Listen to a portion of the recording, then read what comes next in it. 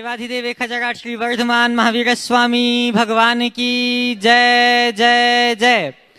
परम पूज्य प्रातः स्मरणीय संत शिरोमणि आचार्य भगवान श्री विद्यासागर जी महाराज की जय जय जय। परम पूज्य गुणायतन प्रणेता प्रखर वक्ता भावना योग प्रवर्तक गुरुवर श्री प्रमाण सागर जी महाराज की जय जय जय। शंका समाधान के आज के इस सत्र में आप सभी का हार्दिक अभिनंदन।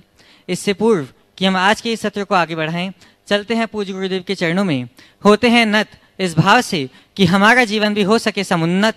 सभी लोग हाथ जोड़ेंगे, मस्तक झुकाएंगे और मेरे साथ बोलेंगे, हे गुरुदेव नमोस्तु नमोस्तु नमोस्तु। छोटे से इस जीवन में कुछ काम बड़ा कर जाना है, गुणायतन में आकर के दुखों का पार ही पाना है।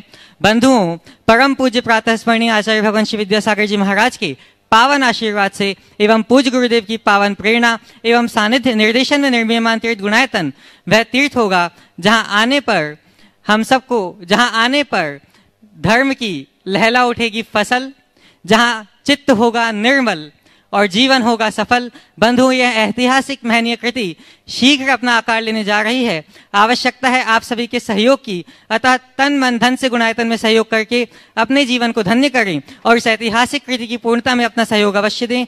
हमें प्रसन्नता है कि हमारे इस आह्वान पर आज भी कुछ लोगों ने गुणायतन से संबद्ध होकर अपने जीवन को धन्य किया है और इस कृति के निर्माण में योगदान दिया है। मैं उनके नामों की उद्घोषणा करूंगा और अपेक्षा रखूंगा कि आप करतल ध्वनियों के माध्यम से उनकी अनुमोदना अवश्य करेंगे। निर्माण निधि के रूप में गुणायतन से संबद्ध हुए हैं श्री महादेव राव पुत्र श्री सुशील कोचे सुरभि कोचे जैन औरंगाबाद से। करतल ध्वनियों से इनकी अनुमोदना करें और वे अगर यहाँ उपस्थित हैं तो अपने स्थान पर खड़े होकर पूज्य गुरुदेव का आशीर्वाद प्राप्त करेंगे। श्री मुकेश कुमार जैन नितिन कुमार जैन जबलपुर से, करतल ध्वनियों से इनका भी अनुमोदना करें और अगर वे यहाँ उपस्थित हैं तो वे भी अपने स्थान पर खड़े होकर गुरुदेव का आशीर्वाद प्राप्त करेंगे। इसी क्रम में निर्माण निधि से जो निर्माण मित्र की ओर बढ़े हैं श्री मुकेश जी जैन गाजियाबाद से, वे अगर यहाँ उपस्थित हैं तो मैं उन्हें आमंत्रित करता हूँ वे आएं एवं पूज्य गुरुदेव का आशीर्वाद प्राप्त करें। और आपके सम्मान के लिए मैं आमंत्रित करता हूँ श्री कपूर जी कोटा। निर्माण सारथी के रूप में गुणायतन से संबद्ध हुए हैं स्वर्गीय जयचंद जैन, स्वर्गीय श्रीमती शांतिबाई जैन की स्मृति में श्री पवन जैन, श्रीमती प्रीति जैन, श्रीमती मेघा प्रिंस जैन, श्रीमती मीनल जी जैन जबलपुर से। वे अगर यहाँ उपस्थित हैं तो मैं उन्हें आमंत्रित करता हूं वे आएं एवं पूज्य गुरुदेव के चरणों में नमोस्तु निवेदित करेंगे। श्री पवन जी जैन, श्रीमती प्रीति जैन, श्रीमती मेघा प्रिंस जैन, श्रीमती मीनल जी जैन जबलपुर से। करतल ध्वनियों से उनकी भी अनुमोदना करें। सूत्रधार के रूप में गुणायतन से संबद्ध हुए हैं श्रीमती वर्षा बेन प्रवीण चंद्र शाह यूएसए से। वे अगर यहाँ उपस्थित हैं तो वे आए एवं पूज्य गुरुदेव के चरणों में नमोस्तु निवेदित करें और आपके सम्मान के लिए मैं आमंत्रित करता हूं श्रीमान एनएल जी जैन, कोषाध्यक्ष गुणायतन। आज अप्रत्यक्ष रूप से गुणायतन से जुड़ने का जिन्होंने सौभाग्य प्राप्त किया है, निर्माण नायक के रूप में जो जुड़े हैं श्री राजा बाबू जैन, श्रीमती मंजू जैन, पुत्र श्री विशाल जैन, श्रीमती उमा जैन, निश्चल आनंद जैन, दीक्षा आनंद जैन दिल्ली से। सभी लोग करतल ध्वनियों से उनकी अनुमोदना करें।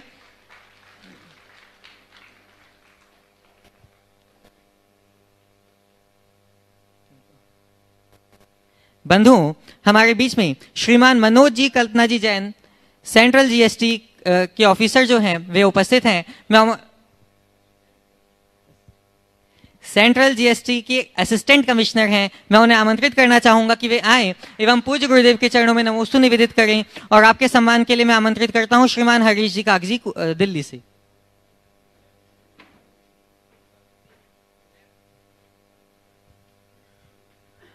श्रीमान एनएनजी पांडे जो कि झारखंड के रिटायर्ड आईएएस हैं एवं करुणा इंटरनेशनल के चेयरमैन हैं, मैं उन्हें आमंत्रित करूंगा कि वे भी आएं एवं पूज्य गुरुदेव के चरणों में नमोस्तु निवेदित करेंगे। और आपके सम्मान के लिए मैं आमंत्रित करूंगा श्रीमान एनएल जी जैन, कोषाध्यक्ष गुणायतन।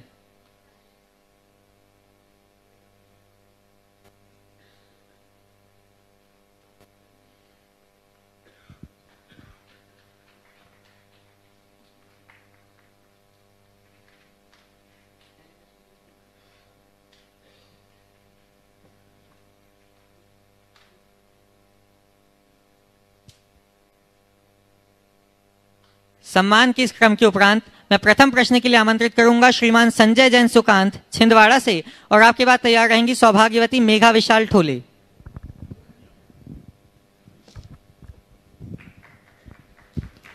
महाराज जी के श्री चरणों में चौरई वासियों की ओर से, चौरई मध्य प्रदेश की ओर से नमोस्तु महाराज जी, नमोस्तु नमोस्तु। महाराज जी, प्रशंसा अति प्रिय होती है, प्रशंसा से हमें प्रसन्नता होती है, किंतु आलोचना से हमें दुख का अनुभव होता है महाराज जी। जबकि आलोचना के बाद नए मार्ग प्रशस्त होते हैं, तो हमें दुख क्यों होना चाहिए? बात बिल्कुल सही है। प्रशंसा सबको अच्छा लगता है क्योंकि मिठाई सब पसंद करते हैं जी। मिर्ची हर किसी को हजम नहीं होती जी। लेकिन जो मिर्ची हजम करने में समर्थ होते हैं वो सब कुछ हजम कर लेते हैं, इसलिए हमें थोड़ी थोड़ी मिर्ची खाने का भी अभ्यास बनाना चाहिए। नमस्ते महाराज जी, नमस्ते। अपना प्रश्न प्रस्तुत करेंगी सौभाग्यवती मेघा विशाल जी ठोले, और आपके बाद तैयार रहेंगे नीलू जी जैन नागपुर से। नमोस्तु गुरुदेव, नमोस्तु नमोस्तु। कोपरगांव समाज की तरफ से नमोस्तु गुरुदेव, नमोस्तु। गुरुजी, हमारी यह शंका है कि मोक्ष प्राप्ति होने पर जो अनंत सुख की प्राप्ति होती है उसे हम कैसे जाने, कैसे समझे? देखिए, अनंत सुख की बात को हम जान कैसे सकते हैं? केवल अनुमान कर सकते हैं। जैसे एक पक्षी को, एक तोते को वर्षों से पिंजरे में बंद रखा जाए और पिंजरा खुले तो उसको जो आनंद आता है वो शब्दों में नहीं कहा जा सकता। ऐसे ही भव के बंधन से छूट जाने के बाद जो आनंद की अनुभूति होती है वो पराकाष्ठा को प्राप्त होती है, उसे शब्दों में नहीं। नमोस्तु। उपस्थित होंगे श्रीमती नीलू जी जैन नागपुर से, और आपके बाद तैयार रहेंगे आनंद जी गुगले इचलकरंजी जी से। नमोस्तु महाराज जी, नमोस्तु नमोस्तु नमोस्तु। महाराज जी, नए मंदिर का निर्माण होता है तो वहाँ पर मान स्तंभ नहीं होते हैं और पुराने मंदिर में मान स्तंभ होते हैं, तो इससे मान स्तंभ होने या ना होने का क्या अर्थ है, और ऐसा क्यों, और होना चाहिए या नहीं? देखिए, मान स्तंभ की संरचना मूलतः समूह शरीर में होती है और अकृत्रिम जिनालयों में भी मान स्तंभ होते हैं, पर वो बहुत दूरी पर मान स्तंभ की एक पूरी भूमि होती है, वहाँ होते। अभी वर्तमान में जो मंदिरों में मान स्तंभ बनने लगे वो वास्तु शास्त्र की दृष्टि से एक प्रकार का स्तंभ भेद है, माने भगवान की दृष्टि ही वहाँ टकराती है। मान स्तंभ अगर बनाना है तो भगवान की दृष्टि उस पर पड़नी चाहिए और वो मंदिर से काफी दूर।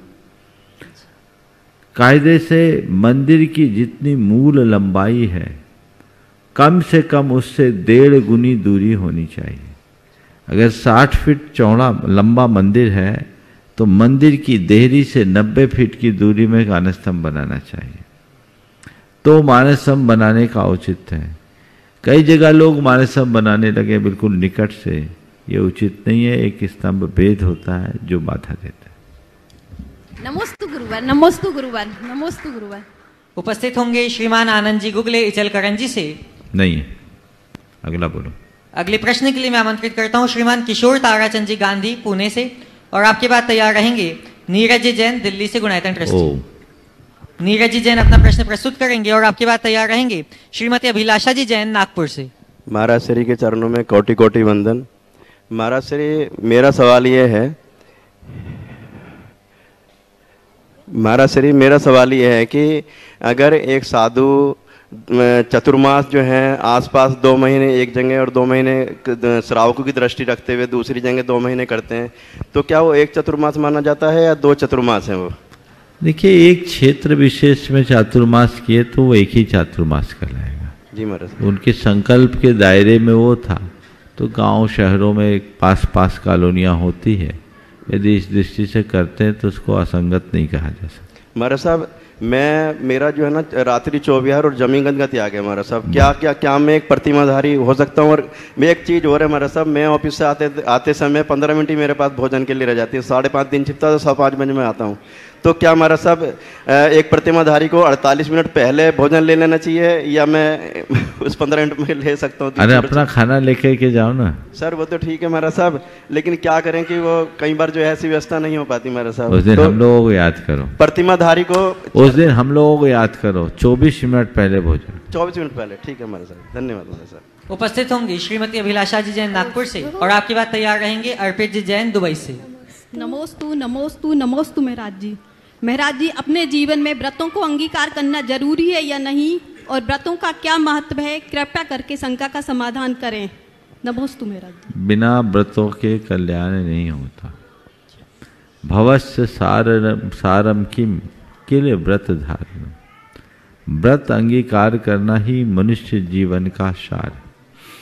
व्रतों से वृत्तियों का परिष्कार होता है। व्रत है क्या? पाप पर विराम, पाप के परित्याग को व्रत कहते हैं। विरतिर व्रतम, विरतिर यानी दूर हटना। पापेभ्यो विरतिर, पापों से छुटकारा पाना, पापों का परित्याग करना, पापों पर विराम लगाना व्रत है। मैं एक सामान्य से शब्दों में पूछता हूं, पाप का प्रवाह चला आ रहा है तो क्या जीवन का उत्थान होगा? तो चले आ रहे पाप के प्रवाह को रोकोगे कैसे? उस रोकने की प्रक्रिया का नाम ही व्रत है। इसलिए बिना व्रत के निर्वृत्ति नहीं। अतः कोई भी व्यक्ति को व्रत संयम शून्य नहीं होना चाहिए। व्रत जीवन का सुरक्षा कवच भी है। एक बार व्यक्ति किसी प्रतिज्ञा और व्रत में संकल्पित हो जाता है और निष्ठापूर्वक उसका निर्वाह करता है तो सुरक्षित हो जाता है। गांधी जी ने अपनी आत्मकथा में कहा कि वे जब बाहर जा रहे थे तो उनकी माँ ने बेचर दास जी दोषी, एक जैन साधु थे, उनके समक्ष 3 नियम दिलवाए थे। मांस नहीं खाना, मदिरा नहीं पीना और पर स्त्री सेवन नहीं करना। गांधी जी ने लिखा कि यदि मेरी ये प्रतिज्ञा मेरे जीवन की सुरक्षा कवच बनी, यदि मैंने ये प्रतिज्ञा और व्रत नहीं लिए होते तो मैं भ्रष्ट हो जाता। तो व्रत व्यक्ति को भ्रष्ट होने से बचाते। पर व्रत का मतलब केवल खाने पीने की शुद्धि मात्र का नहीं है। व्रत एक जीवन का संकल्प है जो पाप के विराम से प्रकट होता है। हमें उसे तत्परता पूर्वक निभाना चाहिए। उपस्थित होंगे अर्पित जी जैन दुबई से और आपकी बात तैयार रहेंगी डॉक्टर आईसी जैन श्रीमती माया जैन दमोह से। नमस्ते महाराज जी। मैं हाल में दुबई में रहता हूँ। मैं बेसिकली अहमदाबाद से हूँ और हम लोग अभी काम के सिलसिले के कारण दुबई में रहते हैं। तो हम वहाँ पे रोज़ अभिषेक और जिन दर्शन नहीं कर पाते हैं। तो आप मार्गदर्शन दीजिए, उस सिचुएशन में क्या करना चाहिए? देखिए, पहला प्रयास तो ये होना चाहिए कि हम रोज अभिषेक करें और जिन दर्शन करने का सौभाग्य प्राप्त करें। और वो अगर नहीं हो पाता तो जहाँ हो वहाँ रहें। उत्तम रास्ता तो यही है। लेकिन वो भारत में अच्छी संभावना तलाशो। अब भारत भी धीरे धीरे विकसित राष्ट्र की श्रेणी में आ रहा है। आने वाला युग भारत का युग होगा। आने वाले 10 साल बाद दुनिया के लोग भारत में आएंगे। भारत के लोगों को जाने की जरूरत नहीं पड़ेगी। भारत विश्व की 5वीं आर्थिक शक्ति के रूप में उभर गया है और इसी तरह बढ़ता रहे तो निश्चित भारत का परचम सारे संसार में फहरेगा।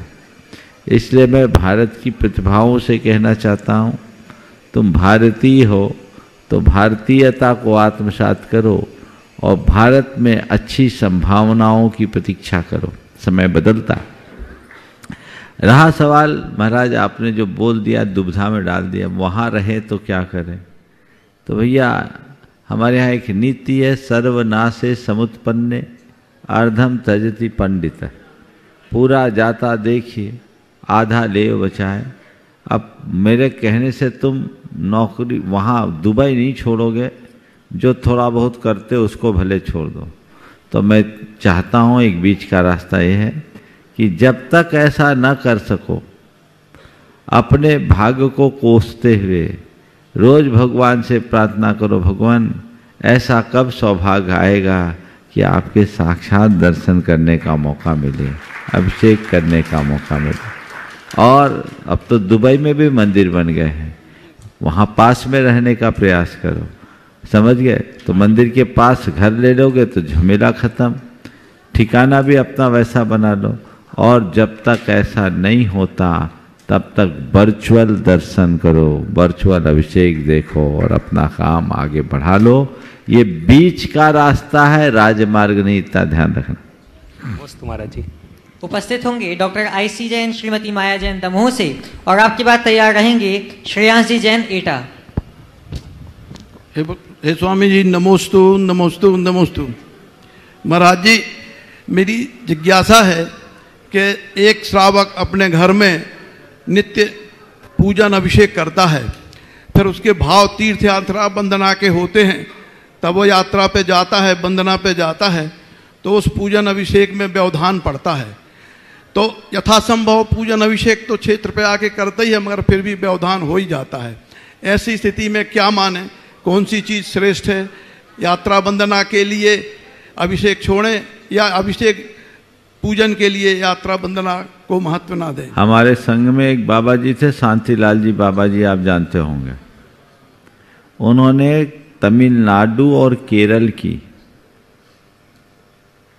13 दिन में 1100 किलोमीटर की यात्रा की।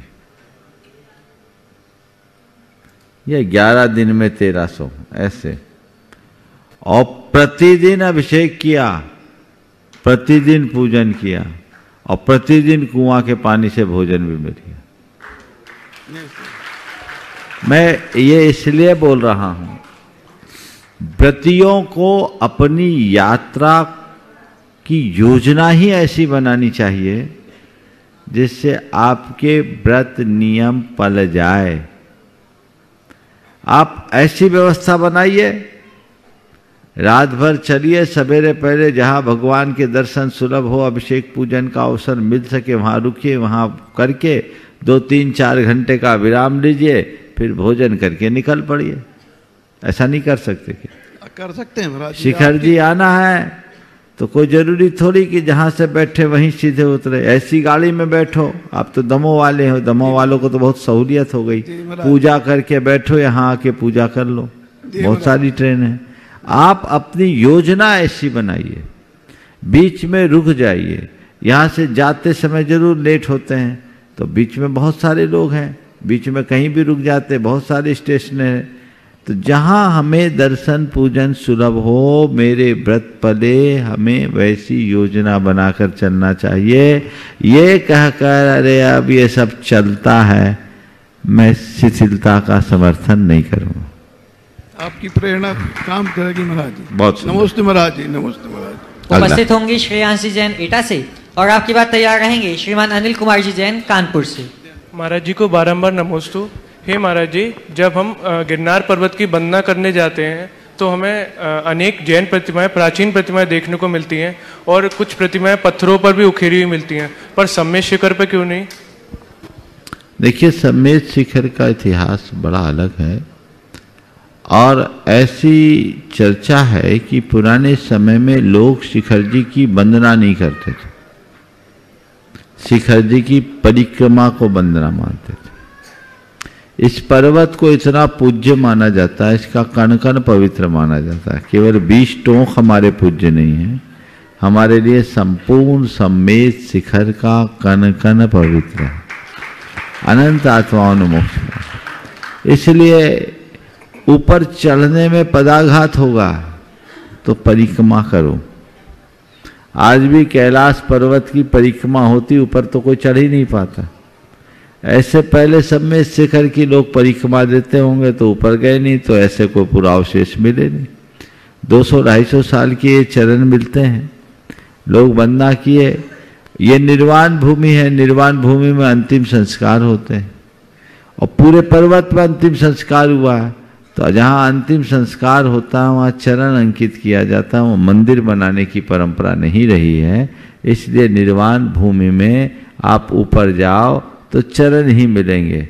अपवाद स्वरूप जल मंदिर बना और चोपड़ा कुंड मंदिर बना है, लेकिन जहाँ भगवानों के निर्वाण हुए हैं वहाँ चरण ही हैं। चाहते तो मंदिर भी बनाए जा सकते थे, लेकिन सभी निर्वाण भूमियों में उसकी मूल वजह वो अंतिम संस्कार का स्थल है। अंतिम संस्कार के स्थल में मंदिर नहीं बनाया। उपस्थित होंगे श्रीमान अनिल कुमार जी जैन कानपुर से, और आपके बाद आमंत्रित हैं श्रीमान Manoj ji Kalpana ji Jain, CGST central GST commission के असिस्टेंट कमिश्नर। परम पूज्य महाराज श्री के चरण कमलों में नमोस्तु नमोस्तु नमोस्तु।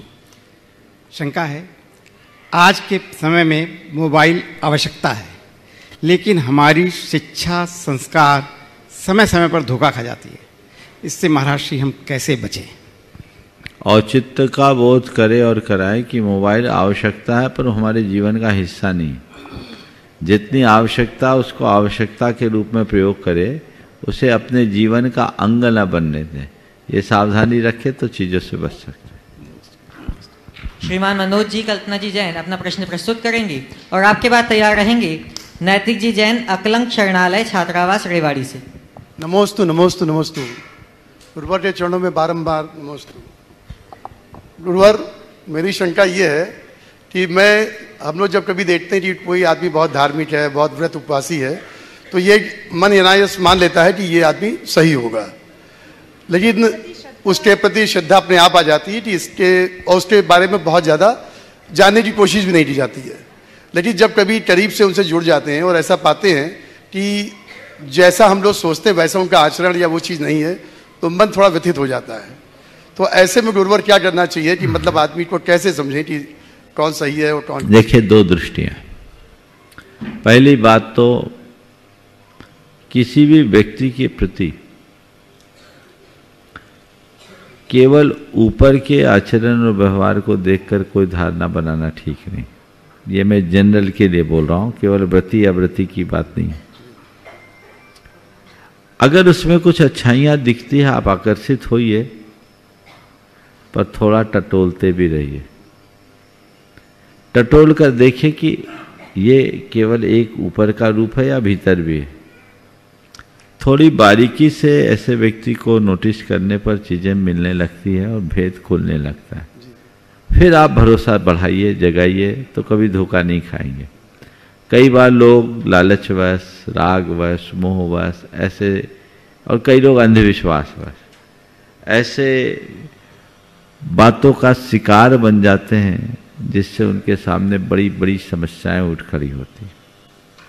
दूसरा जो आपका मूल प्रश्न है, किसी त्यागी व्रती व्यक्ति के व्रत उपवास से आकर्षित होकर हमने उसके प्रति श्रद्धा का भाव जगाया, पर निकट से देखने के बाद वो व्यक्ति सही नहीं दिखता, तो उसे हम क्या देखें? देखिए, काम, क्रोध, लोभ, मोह की दुर्बलताएं मनुष्य के स्वभाव हर व्यक्ति के अंदर। जिस व्यक्ति ने व्रत संयम लिया, वो व्रत संयम लेने से पहले कैसा था? आज तक आप एक सामान्य जीवन जी रहे हैं, आपके जीवन की दिशा में कोई परिवर्तन नहीं। हो सकता आपका तो शायद नहीं होगा, मैं मान के चलता नहीं हूं, लेकिन ऐसा भी हो सकता है कि कोई व्यक्ति व्यसनी हो, व्यभिचारी हो, दुराचारी हो, गुस्सैल हो, लालची हो, और उसका हृदय परिवर्तन हुआ। उसने व्रत अंगीकार कर लिया, व्रती बन गया। व्रती बनते ही उसकी प्रवृत्तियां तो बदल गई, दिनचर्या में बदलाव आ गया, पर क्या वृत्ति एक दिन में बदल जाएगी? बोलो। मूल कैरेक्टर नहीं बदल पाएगा, वो तो नहीं बदलेगा ना। तो वृत्ति बदलने में समय लगेगा कि नहीं लगेगा? अरे ये तो व्रती बनकर ऐसा कर रहा है, ये हमारी नकारात्मकता है। व्रती बने हैं अपने आप को सुधारने के लिए, व्रती बनते हुए नहीं सुधरेंगे। समझ गए? एक आदमी ने कहा, एक मुनि महाराज के पास गया, मुनि महाराज थोड़े गुस्सैल थे,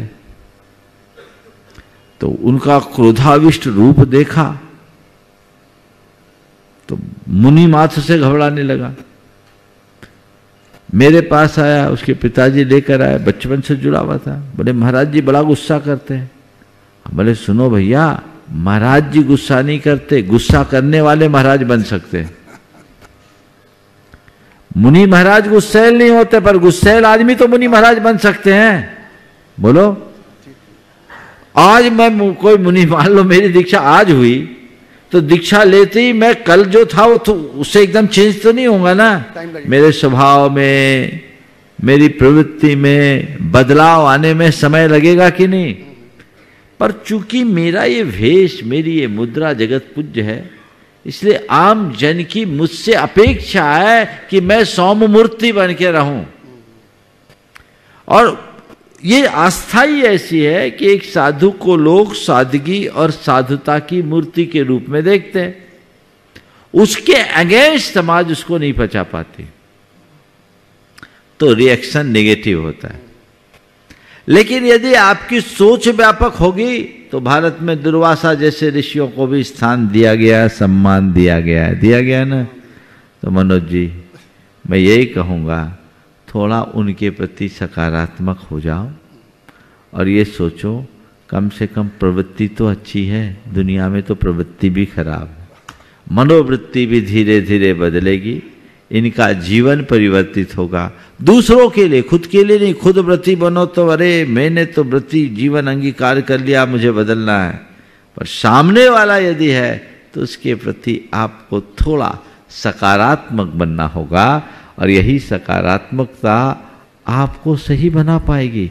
नहीं तो ऐसे लोगों के प्रति उपेक्षा, तिरस्कार, कई बार घृणा और नफरत का भी भाव होता है। ये भी एक कमी है, इससे बचना चाहिए।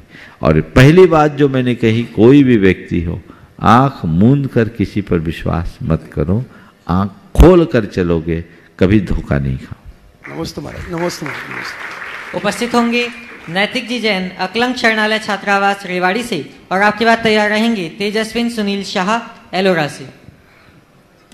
नहीं, शरणालय नहीं, अगला बोलो। तेजस्विन सुनील शाह, एलोरा से यदि उपस्थित हैं तो वे अपना प्रश्न प्रस्तुत करेंगे, और आपके बाद तैयार रहेंगे सौभाग्यवती करुणा जी ठोले, कोपर गांव से। नमस्ते महाराज जी, एलोरा के सारे समाज की ओर से आपके चरणों में त्रिवार नमोस्तु। महाराज जी, मेरा प्रश्न ये है कि जब हम कहीं बाहर घूमने जाते हैं तो हम तो मानते हैं कि देव शास्त्र गुरु है, तो जैसे हम कुदेव को गुरु को शास्त्र है, जैसे गणपति का मंदिर है, गणेश जी का मंदिर है, तो महाराज जी तो हम उनके मतलब ऐसा है, इस विषय में मैंने अनेक बार मार्गदर्शन दिया। हमें कोई भी चीज को समझने से पहले एक ही बात को सामने लेकर चलना चाहिए, वह है बीत राग, देव, शास्त्र और गुरु। बस उसको लेकर चलो, कंसेप्ट क्लियर होगा। आगे बढ़ो। नमस्ते महाराज जी। उपस्थित होंगे सौभाग्यवती करुणा जी ठोले, कोपर गांव से, और आपके बाद तैयार रहेंगे मीना योगेश जी जैन, चौराई, मध्य प्रदेश से। नमोस्तु महाराज जी। नमोस्तु नमोस्तु। कोपरगांव जैन समाज की और गोल्डन ग्रुप की तरफ से हम सभी का आपको त्रिवार नमोस्तु नमोस्तु नमोस्तु। महाराज जी, मेरी शंका का समाधान करिए कि सुख और दुख में हमारे परिणाम कैसे रहना चाहिए। सुख और दुख में हमारे परिणाम बस इन दो पंक्तियों के अनुकूल होना चाहिए। होकर सुख में मग्न न फूलूं, बोलो आगे लाइन। दुख में कभी न घबराओ, और नीचे वैर पाप इष्ट वियोग, अनिष्ट योग में सहनशीलता दिखलाओ। अब कुछ और बोलने की जरूरत है? चलिए नमस्ते महाराज जी। नमस्ते। आगे आगे उपस्थित होंगे श्रीमती मीना योगेश जी जैन, चौराई से, और आपके बाद आमंत्रित हैं मुकेश जी जैन, लोनी, गाजियाबाद से। नमोस्तु महाराज जी। नमोस्तु महाराज जी। नमोस्तु महाराज जी। महाराज जी, प्रतिमा के प्रतिबिंब पर पैर पड़ने से क्या पाप का बंध होता है? प्रतिमा के प्रतिबिंब पर जब अभी परछाई पर, जी जी, ये हमारे विनय है। देव गुरु की परछाई पर भी पैर न पड़े, ये हमारी विनय होनी चाहिए। कदाचित धोखे से पड़ जाए अलग है, जानबूझकर बिल्कुल नहीं होना चाहिए। महाराज जी सजावट की दृष्टि से लगाए गए बल्ब के द्वारा परछाई पड़ती है महाराज जी मंदिरों में, तो नीचे चटाई बिछा देनी चाहिए। जी नमोस्तु महाराज जी। मुकेश जी जैन लोनी गाजियाबाद से अपना प्रश्न उपस्थित करेंगे और आपके बाद आमंत्रित हैं रांची से करुणा इंटरनेशनल के चेयरमैन श्रीमान NNG पांडे। नमोस्तु महाराज, नमोस्तु महाराज, नमोस्तु महाराज। महाराज जी ये प्रश्न मेरे पिताजी का है, उन्होंने पूछा है राहु काल का क्या महत्व है। देखो ये ज्योतिष मानो तो ज्योतिष में राहु का नाम ही सुनते हुए समझ में आता है राहु यानी काला, काला काल यानी खोटा काल, जो समय के अनुकूल नहीं है वो उसको देखा जाता है। तो ज्योतिष मानो तो राहु काल है, समझ गए। पर बाकी जो ज्योतिष को नहीं मानो तो सब चीज रोज 24/7 सारी ट्रेनें चलती, सारी प्लेनें चलती है, इनमें ज़्यादा दिमाग लगाना ठीक नहीं। श्रीमान NNG पांडे रांची से अपना प्रश्न उपस्थित करेंगे और आपके बाद तैयार रहेंगी श्रीमती पल्लवी पुलक जी गोयल जबलपुर से। महाराज श्री नमोस्तु नमोस्तु नमोस्तु। महाराज श्री आज की स्थितियों में हम ये पाते हैं कि जो हमारी नई पीढ़ी है उसमें संस्कार उस ढंग से प्रस्फुटित नहीं दिखते हैं जिस ढंग से होना चाहिए, और इसलिए वो चूंकि मनोनिग्रह नहीं रहता इसलिए उच्छृंखलता भी दिखाई पड़ती है, अंतरजातीय और इंटर रिलीजियस मैरिजेज की भी संख्या बढ़ रही है। तो किस तरह से जो वर्तमान पीढ़ी है वो बरते कि उसके जो बाल बच्चे हों वो उन्हीं संस्कारों में पले बढ़ें, उनको अपनाएं और मनोनुकूल आचरण न करें बल्कि मनोनिग्रह का परिचय दें अपने व्यवहार में, अपने वर्तन में। बहुत बहुत अच्छा सवाल आपने उपस्थित किया। एक बार पांडे साहब का जोरदार करतल ध्वनि से अभिनंदन करें। एक अच्छे अधिकारी रहने के साथ साथ एक अच्छे समाज सेवक के रूप में अपनी दूसरी पारी में काम कर रहे हैं। आप इसी तरह आगे बढ़ते रहे, मेरा ये आशीर्वाद है। आपने जो सवाल खड़ा किया है बहुत गंभीर है। अंतर्जाति और अंतर्धर्मी जो वैवाहिक संबंध है इससे हमारे देश का ताना बाना छिन्न भिन्न हो रहा है, और ये तब तक इस पर नियंत्रण संभव नहीं है जब तक हम शिक्षा के स्वरूप में बदलाव नहीं करेंगे। वर्तमान की जो शिक्षा प्रणाली है उसने हमारी सांस्कृतिक निष्ठा को छिन्न भिन्न कर दिया, और जब तक हमारी सांस्कृतिक निष्ठा अक्षुण्ण नहीं होगी अब संस्कार कैसे पल्लवित होंगे। आज संस्कारों का घोर कुठाराघात होने लगा। आज की नई पीढ़ी के लिए ये सब बातें अब अप्रासंगिक से होने लगे। माता पिता या गुरुजन उनको समझाने की कोशिश भी करते हैं तो समझने के लिए उसमें तैयार नहीं होते। उनके लिए इन सब चीज़ों का कोई अर्थ नहीं दिखता, कोई औचित्य नहीं दिखता। मनोनुकूल प्रवृत्ति करने की जगह हमें मनोनिग्रह की बात करनी चाहिए, और ये सीख हमें पहले अध्ययन काल में ही दी जाती थी। आज सह शिक्षा की व्यवस्था हो गई। बचपन से ही बच्चे और बच्चियां एक साथ बैठते उठते हैं, उनकी एक दूसरे से निकटता रहती है। फिर आज के संचार माध्यमों ने एडवांस टेक्नोलॉजी के कारण इतनी निकटता प्रकट कर दी है कि इस बढ़ते हुए यौवन में या उभरते हुए यौवन में एक दूसरे को संभाल पाना बड़ा मुश्किल है। अब तो और 2 कदम आगे बढ़ते जा रहे हैं। अब तो विवाह भी खत्म हो रहा है। अभी तो अंतर्जातीय विवाह या अंतर्धर्मी विवाह, अब तो विवाह भी खत्म, साथ रहने की प्रवृत्ति जो शुरू हो गई है, जो लिव इन जैसा कंसेप्ट बहुत तेजी से प्रसार पा रहा है, ये बहुत गंभीर चुनौती का विषय है। इससे हमारी जो आने वाली पीढ़ियां हैं वो बिल्कुल भटक जाएगी, भ्रमित होगी। जैसे हर प्राणियों के नष्ट होते वैसे मनुष्य की भी नष्ट होती है। हमारी जाति व्यवस्था ने उस व्यवस्था को सुरक्षित रखा था। आने वाले समय में इसके परिणाम बहुत भयानक होंगे। तो इसका यही उपाय है कि हम बच्चे को जीवन की मर्यादा का पाठ पढ़ाएं, जाति मर्यादा, धर्म मर्यादा, कुल मर्यादा क्या होती है, इस बात का बोध जब तक हम नहीं कराएंगे और उस सीमा में रहने का अभ्यास नहीं जगाएंगे, तब तक कुछ भी अर्जित नहीं हो पाए। उपस्थित होंगी श्रीमती पल्लवी पुलक जी गोयल जबलपुर से, और आपके बाद आमंत्रित हैं ब्रह्मचारिणी सुनीता दीदी बांसा से। ओम। तुभ्यम नमोस्तु महाराज जी। शुल्लक महाराज जी के चरणों में इच्छामि।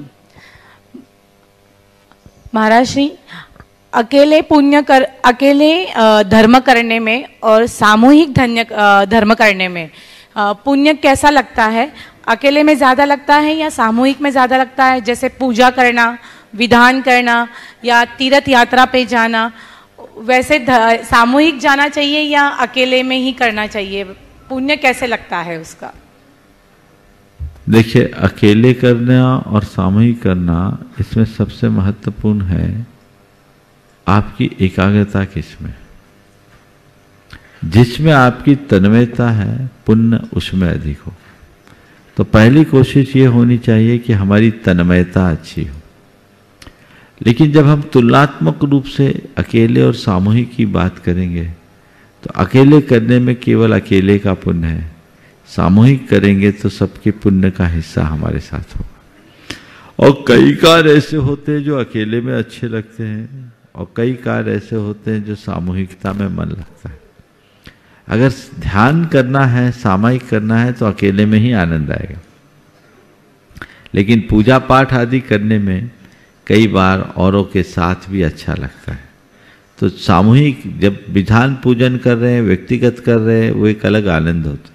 लेकिन जब सामूहिक होता है, बृहत स्वरूप में होता है, तो जिनका भाव नहीं बना उनका भी भाव बन जाता है। तो दोनों दृष्टियां हैं, उनको अनेकांतात्मक दृष्टि से देखना चाहिए और उसी अनुरूप कार्य करना चाहिए। पूरे परिवार की ओर से नमोस्तु महाराज श्री, नमोस्तु। हाँ, सुनिए। गुरुवर के चरणों में नमोस्तु नमोस्तु। सभी छुल्लक जी के चरणों में इच्छामि इच्छामि इच्छामि।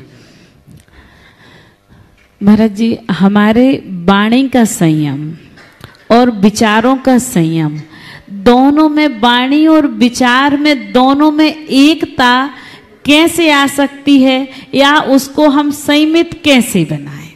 वाणी और विचार में संयम के समन्वय कैसे लाएं, आप वाणी और विचार दोनों में संयम कैसे लाएं?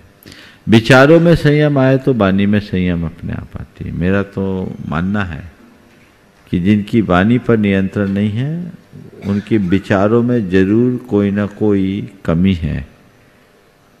कुरल काव्य में लिखा है, मुख से अब शब्दों का उच्चारण वैचारिक कृपणता का द्योतक है।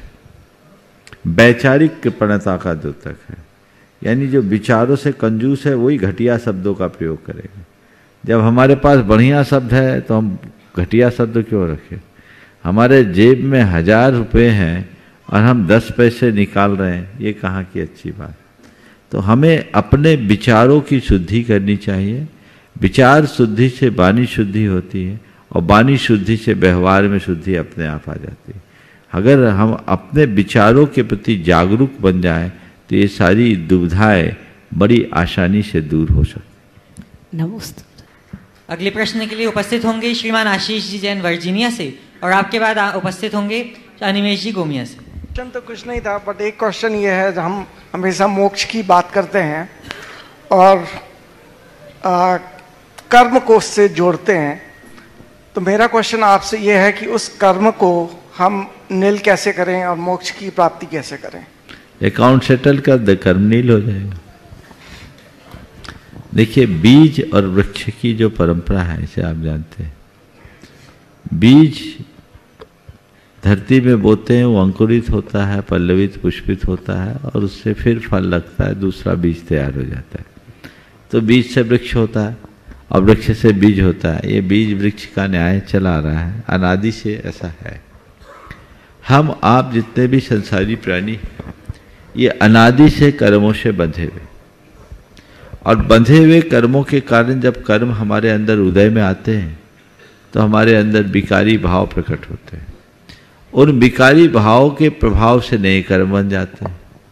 फिर नए कर्म उदय में आते हैं तो विकारी भाव होते हैं, फिर विकारी भाव होते हैं तो कर्म का बंध होता है। तो कर्म उदय, विकारी भाव, कर्म का बंध। कर्मोदय में विकारी भाव से कर्म का बंध, तो कर्म से बंध, बंध से कर्म, ये चक्र चल रहा है बीज और वृक्ष की तरह। लेकिन इसका अंत किया जा सकता है कब? जब हम एक बार उस बीज को भून दें। क्या करें? भून दें। तो भुने हुए बीज को बोने पर कभी अंकुर हुआ है क्या? नहीं होता। तो इसी तरह हम अपने आने वाले कर्म को भून दें, नया बीज न डालें। किसमें भूंजे? समता की आंच में भून दें। कर्म के उदय में अगर हम बह गए तो मानकर चलना हम पर नया कर्म बंध गया। और कर्म के उदय में यदि हम सावधान रह गए तो हमने कर्म की सत्ता को विनष्ट कर दिया। तो ज्ञान जो है बहुत बड़ी ताकत है। कर्म के उदय में हम वैसे भटके बहे कोई जरूरी नहीं। जैसे सपोज इस सभा में आप खड़े हैं, आपसे किसी ने कुछ कह दिया, गुस्सा आ सकता है, स्वाभाविक है, गुस्सा संस्कार में। लेकिन उसी क्षण आपका विवेक करेगा नहीं, ये गुस्सा करने का स्थान नहीं है, मुझे गुस्सा नहीं करना। तो विवेक ने क्या किया? गुस्से को रोक दिया। गुस्से को रोका नहीं, गुस्से को जला दिया, बीज को भून दिया। इससे केवल अभी आप में संतुलन नहीं रहा, अपितु उस गुस्से के परिणाम से होने वाले असंतुलन के कारण जो आप कर्म बांधने वाले थे उससे भी बच गए। अब ये संतति आपकी रुकी तो हमारे अंदर जो राग देश मोह का विकार हर पल उत्पन्न होता रहता है, उस विकार के समन का एक ही उपाय है, समता। हमारी सारी साधना का लक्ष्य भी वही है। ये समता जब हृदयोद्घाटित होती है तो फिर हमारे रास्ते अपने आप प्रशस्त होने लगते हैं और उसी के बल पर हम अपने जीवन को आगे बढ़ाने में समर्थ हैं। अनिमेश जी अपना प्रश्न प्रस्तुत करेंगे और आपके बाद तैयार रहेंगे सौभाग्यवती नूतन जी कासाड़ीवाल, नांदगांव, जिला नासिक से। महाराज श्री के चरणों में मेरे और मेरी परिवार की ओर से नमोस्तु नमोस्तु नमोस्तु। छुलक जी के चरणों में इच्छा में इच्छा में इच्छा में। महाराज श्री, मेरा प्रश्न ये है कि हमें हमेशा पॉजिटिव ही क्यों सोचना चाहिए? मेरे हिसाब से ये जो दुनिया है पॉजिटिव और नेगेटिव लोगों के दोनों के मिक्सचर से बनी हुई है। अगर किसी ने पेंसिल बनाया पॉजिटिव सोच करके, अगर किसी ने पेंसिल बनाया पॉजिटिव सोच करके, लेकिन नेगेटिव सोचने वाला ये सोच सकता है कि एक बार तो लिख दे, फिर उसको इरेज कैसे करें। अगर किसी ने हवाई जहाज बनाया, आसमान से उड़ करके जाएंगे, नई टेक्नोलॉजी आई, लेकिन नेगेटिव सोचने वाला ये सोच सकता है कि अगर ऊपर कुछ दुर्घटना हो गई, हवा से नहीं जा पाए, इसलिए उसने बोट बनाया, शिप बनाई। तो महाराज श्री, अगर हम हमेशा पॉजिटिव सोच करके पानी में डूब जाएंगे और सोचेंगे कुछ पॉजिटिव ही सोच रहे, डूब गए, लेकिन फिर नेगेटिव तो सोचना जरूरी होगा ना। बहुत सोच के सवाल खड़ा किया है, पर इसमें भी तुम थोड़े गड़बड़ाए। सुनो, ये बात बिल्कुल सही है कि हम केवल पॉजिटिव से सोचेंगे तो हम अपने जीवन में कहीं नुकसान कर सकते। जो तुम्हारा सवाल है ये सही नहीं है। पॉजिटिव सोचने का मतलब ये नहीं कि सब चीजों को जैसा है वैसा स्वीकार लो। पॉजिटिव सोचने का मतलब है बुरे में भी अच्छा रिजल्ट निकालने की सामर्थ्य प्रकट कर लो। समझ गए? पॉजिटिव सोचने का मतलब ये नहीं है कि गाड़ी चलाओ तो आंख मूंद के चलाओ कि मुझसे एक्सीडेंट हो ही नहीं सकता। इतना ऐसा पॉजिटिव किसी ने नहीं कहा। ये पॉजिटिव सोचने का तरीका ही नहीं है। गाड़ी चलाओ तो सावधानी से चलाओ, सतर्कता से चलाओ, कहीं कोई दुर्घटना न घटे। पर पॉजिटिव सोचने का मतलब ये है कि कभी कोई दुर्घटना घट भी जाए तो पॉजिटिव सोचो कि केवल गाड़ी गई है, मैं बच गया। दुर्घटना हुई तो जान बच गई, माल गया, नुकसान कम से कम तर हुआ। ये पॉजिटिव सोचना है। मुझसे कोई गलती न हो, गलती नहीं हो सकती, ये तो अपने ऊपर अतिरिक्त आत्मविश्वास है, अति विश्वास। लेकिन कितनी भी गलती हो मन में घबराए नहीं, ये सकारात्मकता की अभिव्यक्ति। बोट पहले बना, हवाई जहाज बाद में बना। तो जब बोट बना और उसके बाद हवाई जहाज बना, तो हवाई जहाज बोट बनाने वालों के बाद की सकारात्मकता का परिणाम है कि जब मछली की तरह पानी में तैरा जा सकता है तो पक्षी की तरह आसमान में उड़ा भी जा सकता है। हम उड़ क्यों नहीं सकते? इस सकारात्मक शक्ति के बल पर वो प्लेन हवाई जहाज पे बैठे, समझे ना? तो ये नेगेटिव यहाँ नहीं है। लेकिन हाँ, हवाई जहाज में उड़े, तुम कह सकते हो पैराशूट क्यों बना? कहीं दुर्घटना न घट जाए इसलिए पैराशूट बना? नहीं, ये इसलिए बना कि हवाई जहाज में हम उड़े तो उड़ते समय भी उसके सामने ये चीजें थी कि उड़ना एक चुनौतीपूर्ण कार्य है, तो कभी हमें अचानक दुर्घटना का शिकार न पड़ना पड़े तो पहले से पैराशूट साथ लेकर चले, अपने आप को बचा सके। नेगेटिव नहीं है, ये भी सकारात्मकता का परिणाम है। ध्यान रखना, जितनी भी समस्याएं हैं वो नकारात्मकता की देन है, और जितने भी समाधान है वो सकारात्मकता का परिणाम है। प्रॉब्लम्स क्रिएट करती है हमारे अंदर की नेगेटिविटी, और अंदर की पॉजिटिविटी में सॉल्यूशन है। नकारात्मकता खुद में एक समस्या है, समझ गए? इसलिए हर जगह सकारात्मक रहो, समझे? अब इसमें नकारात्मक नहीं होना कि मैं क्या पूछ लिया, महाराज ने तो मेरी बाल बना दी। नहीं नहीं, बिल्कुल सही पूछा, और आज इस निमित्त से मेरा भ्रम टूटा, और मेरी तरह न जाने कितने यंगस्टर्स के मन में वहम होगा, सब टूट गया। आज बहुत बढ़िया रहा, महाराज ने बहुत अच्छा मार्गदर्शन दिया। यह है सकारात्मकता। हर बात को यदि हम इस दृष्टि से देखने का अभ्यास बना लें तो जीवन का काया पलट हो सकता है। नमोस्तु महाराज श्री इच्छामी महाराज जी। नूतन जी नांदगांव जिला नासिक से अपना प्रश्न उपस्थित करेंगे और आपके बाद तैयार रहेंगे श्रीमान अनिल जी गंगवाल चौराई से। नमस्ते गुरुदेव, नमस्ते गुरुदेव, नमस्ते गुरुदेव।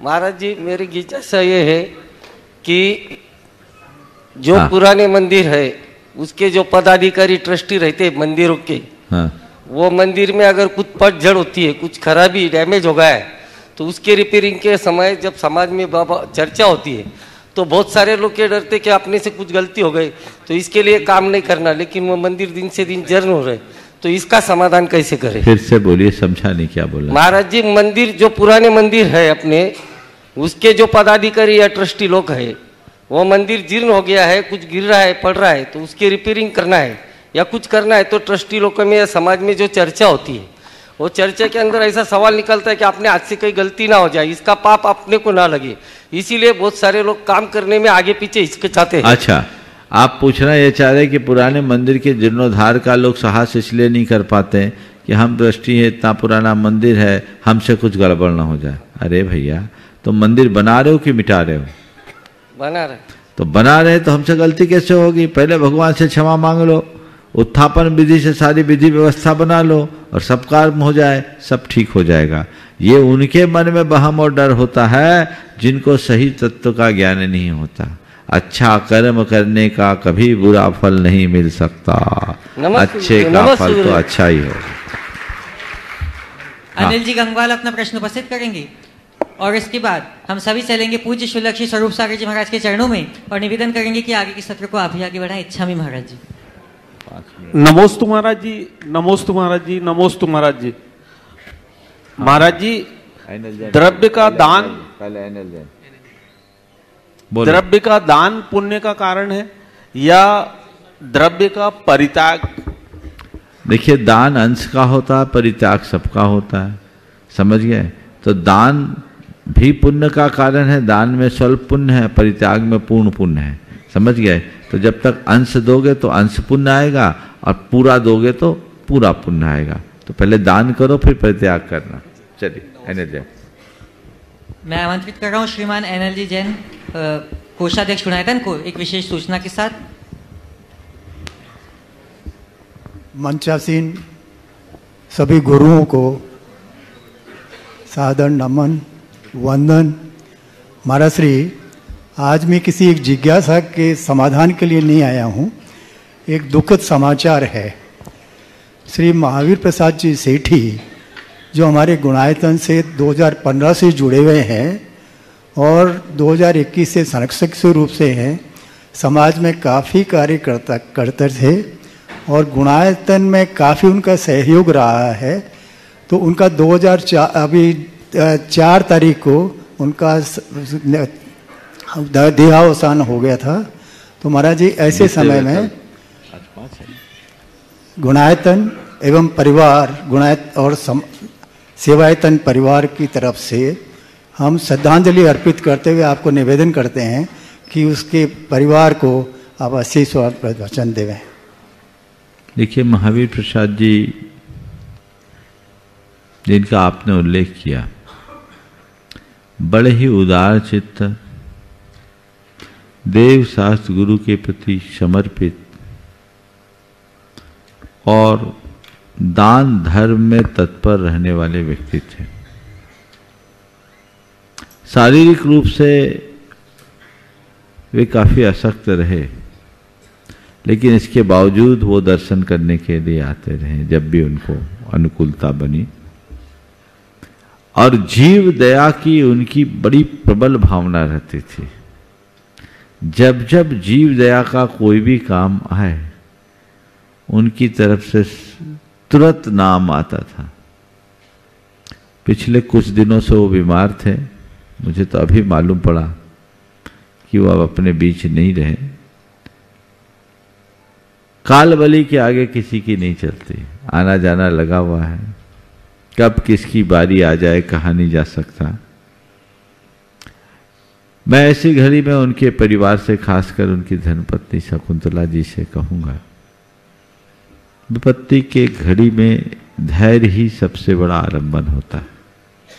इस घटना को स्वीकार करने के अलावा आपके पास अब कोई विकल्प शेष नहीं है।